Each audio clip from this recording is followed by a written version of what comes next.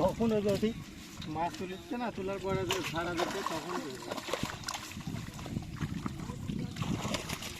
মাছ হবে। আসসালামু আলাইকুম দর্শক, আশা করি যে যেখানে আছেন আল্লাহ তাআলার অশেষ মেহেরবানিতে সবাই ভালো আছেন, সুস্থ আছেন।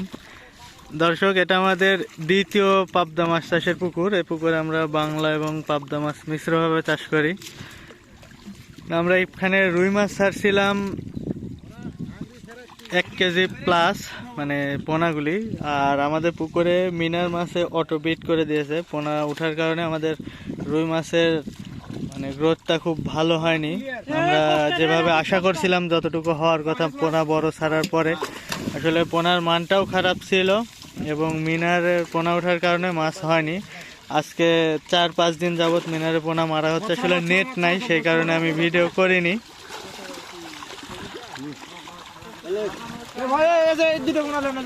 প্রত্যেক দিন 4 মণ 5 মণ করে মিনারে পোনা উঠতেছে। এই পোনার কারণে আসলে আমাদের রুই মাছের গ্রোথ ভালো হয়নি এবং আমাদের পাবদা মাছেরও অনেক ক্ষতি করে দিচ্ছে। কারণ আমরা যখন পাবদা মাছকে খাবার দিই তখন এই মিনারে পোনা উঠে পাবদা মাছের খাবার খেয়ে নেয়। সেই কারণে পাবদা মাছের খাবারের ঘাটতি হয়ে গেছে।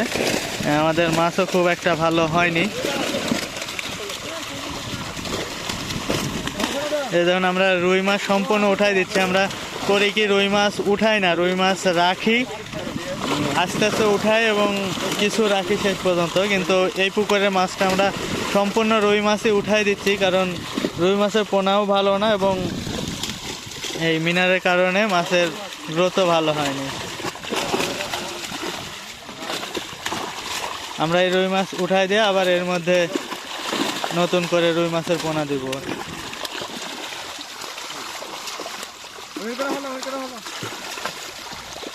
এখন পোনা শেষের দিকে, পোনা খুব কম।